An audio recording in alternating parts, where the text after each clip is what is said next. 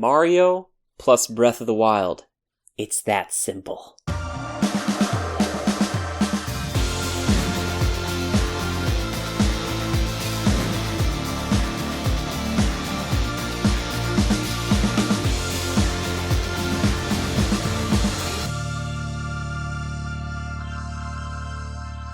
Greetings everybody. This is a video I've been wanting to make for a while now, and it's an idea that actually my buddy Corey had and brought up on a recent episode of Game Sharks. I'll link that down below so you can check that out. But really, ever since I've played Elden Ring or Breath of the Wild, I've been thinking about other franchises that would benefit from the same type of treatment. So let's just get into it. Let's go. Quick disclaimer before I truly jump in. I'm not suggesting that 2D or 3D platform-focused Mario games should evaporate. This idea is more so in the vein of a crazy offshoot like Super Mario RPG was back in the day. On top of that, Super Nintendo World is opening in Universal Studios Hollywood, and that put Mario on my mind. Also, while open area type Mario games do exist, what I'm suggesting is a continuous, interconnected, open world not barred by loading screens or cutscenes. Speaking of which, let's begin with the actual world itself. After the smashing successes of both Breath of the Wild and Elden Ring, to name a few, massive single-player games have proven to still ring true for those looking for lengthy escapes. Games that let you explore to your heart's content and reward you for doing so. With a certain lack of predictability and thirst for discovery, the two aforementioned titles stand as testaments to the adventure portion of action-adventure RPGs. I would just love to see Mario follow suit. Utilizing some of the physics-based mechanics found in either Zelda or in something like Immortals Phoenix Rising, imagine the nearly endless possibilities for Mario and crew to traverse the landscape. Super Mario Odyssey showed that even giving Mario an extra platform to jump on via Cappy opened up vast new potential, along with forcefully taking over the bodies of unwitting creatures. Maybe we'll skip that power in this game, but building on the platforming goodness of the Mario franchise would be pivotal here. Keeping the world cohesive is something I think would greatly increase the immersion too. In both Super Mario 64 and Super Mario Sunshine, the worlds Mario traversed were linked together narratively via Peach's Castle and Island Delfino respectively. While future entries would have hubs of a sort, they felt much more disjointed than those older titles. That's where this game would differ. In my idyllic vision, Realms has a gigantic connected continent, littered with specific biomes to infiltrate. Things as basic as fire and ice regions are typically mainstays in Mario games, but also areas such as a haunted forest filled with booze, or a Shy Guy-infested Yoshi's Island. While I'm at it, as this is a true wish list, I'd love to see a Kong-filled jungle that needs your help. If you're concerned about how all these things would fit together, don't be. We just need another crazy villain, that isn't Bowser, to merge all these distant lands together to drain their power for their own ultimate evil scheme. Clearly, plot is more or less just a way to get all these ideas in one place. I want to move now on to the characters which are integral to any Mario game. In my starting lineup, I would like to see the following: Mario, Luigi, Peach, Yoshi, Captain Toad, Donkey Kong, and Bowser. Yes, I know I didn't include some on this list, but don't worry because I'll be circling back to them. This list of 7 might seem somewhat random, but I promise that there is a method to my madness. In Super Mario Realms, you would choose one of these characters to play from the onset. This would determine your starting area, and you would be able to unlock the other areas as you traverse to other regions of the map. Some galvanizing force will have gained the following of typical Mario enemies, such as Goombas, Koopa Troopas, and Boos, to name just a few. Our new mysterious antagonist is set on not only siphoning the energy from the now combined regions, but overthrowing the heroes in each one. This is how we bring my beloved Bowser into the mix. See, he isn't thrilled about losing his minions, so he begrudgingly teams up with Mario and crew to get back his underlings. Here is where it gets a little more complex on the game side of it. As this is a dream game, I can freely express my desires without understanding how difficult on a technical level this title might be. Having said that, I think that all of these characters would have a double jump and demonstrate basic climbing mechanics like in Breath of the Wild. Double jump because, well, I just love it, and climbing because it enhances that sense of exploration. That's pretty much where I want the similarities of the characters to end, though.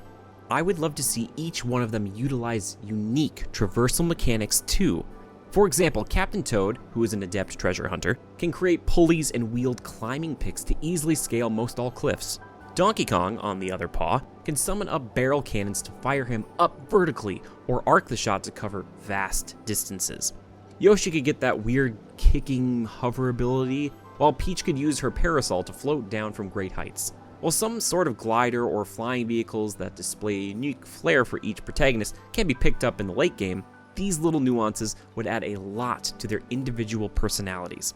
I touched on how crucial I think 3D platforming still would be in this title earlier, and I see how unique mechanics like these might break some of the puzzles. My solution would be that classic platforming segments would be at their peak in optional, designated warp pipes scattered throughout the island. Like Breath of the Wild before it, these would be highly curated and would aim to showcase off the specific mechanics of one of the heroes by preventing any others from entering. Someone like Donkey Kong 64 for any familiar. Completion of any of these would result in a higher health bar, more stamina, or specific weapon. Which transitions nicely into... As this will also be an action game of sorts, I want every character to have a unique weapon type and a handful of spells that only they use. For instance, Mario would get back his trusty wooden mallet and pack a handful of fire-based attacks. Fireball, a flamethrower, and a meteor-like attack are all on the table. A mana bar would limit the overuse of such abilities though. The hammer, in Mario's case, would serve as his main way to attack his foes. While the combat system wouldn't be as deep as, say, Devil May Cry 5, it would still boast a variety of 3 to 4 button hit combos. Also, I mentioned earning weapons after those warp pipe trials, but I would enjoy seeing them scattered throughout the world as well. This game does not need an excessive amount of loot, but I feel that finding such precious items would incentivize exploration even further. While basic versions could be upgraded or purchased for coins at makeshift shops along the road or in small towns, rarer armaments found in the world would boast additional status effects and debuffs. I'm imagining things like a poison-laced umbrella for Peach, or a darkness-infused sword for Bowser. Apparently, the Koopa King had something called a drill claw back in Super Mario RPG, but I just really want to see Bowser with a sword. Also, while you're playing any given character, I would love it if the gear you found was specific to whomever that was, meaning that you wouldn't be able to access certain treasure chests, like the warp pipes, unless you were using that specific character. This way, anything you could open was going to be something you could actually utilize. I'm still not sure if being able to switch on the fly would be fair in combat scenarios, so in my game switching would be done back at your home base. Oh yeah, fast travel is very much a thing here. Lastly, I figured I would just briefly state my thoughts on weapons for each character.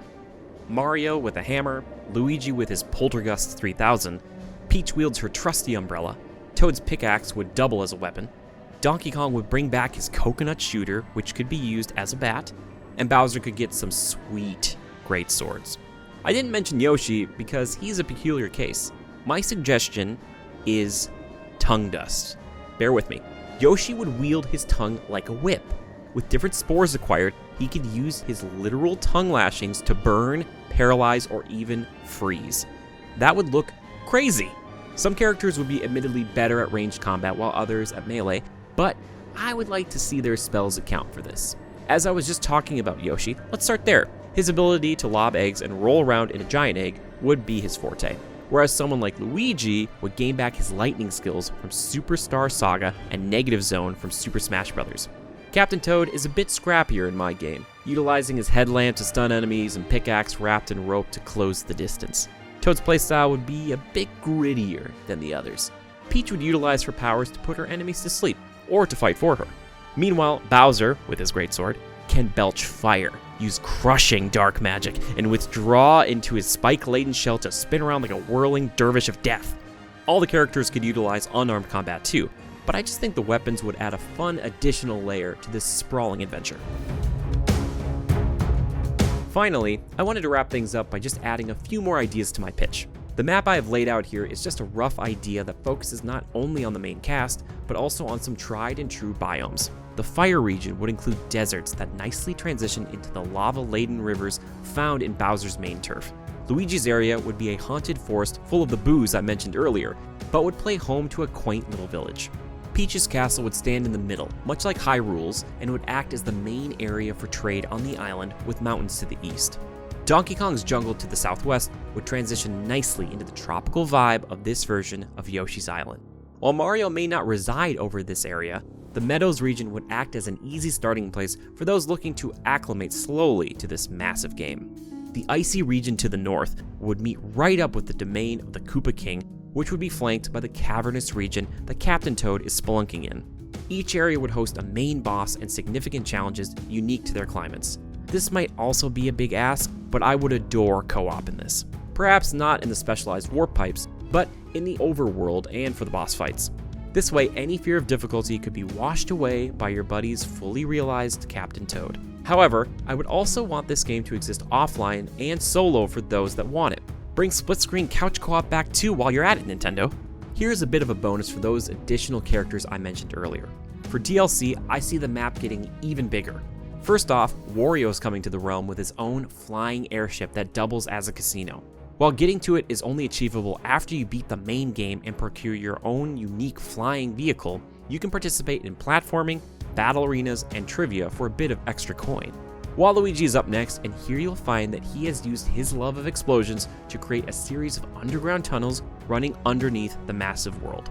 Optional boss fights and a new ancient dungeon are in store for those willing to brave the depths. Rewards in both expansions would not only be based on new weapons and the 2 new characters, but also unique skins such as a Daisy look for Peach and a Dry Bones outfit for Bowser. Overall, this is just a handful of ideas I had sparked by a conversation and idea from my friend Corey. I just think it would be so cool to implement more action and adventure elements into this incredibly popular series. Everybody, thank you so much for watching today. I really do appreciate it. Let me know down in the comments what you would change or what you'd, make yourself if you had the chance to make something like this, because I feel like there's so much potential here. It could go in a lot of different directions. And also, Nintendo, I know you're watching. Please feel free to give me a call sometime. And by call, I do mean, email me at the email attached to this YouTube channel. That'd be great. I'd love to come to Japan. Just give me a reason. Not that I need one, I gotta get to Japan. Anyway, thank you so much for watching and making it to the end of this video. I appreciate you so much. The likes and the comments, they tell me so much about what people are enjoying here, and also I get to engage with you guys, which is just the best. So thank you. And also a massive thank you to the patrons. You guys don't know how much it means to me. Thank you so, so much. And until next time, just remember to adapt and overcome. Bye-bye. Oh, and also, Bowser's the best, yeah!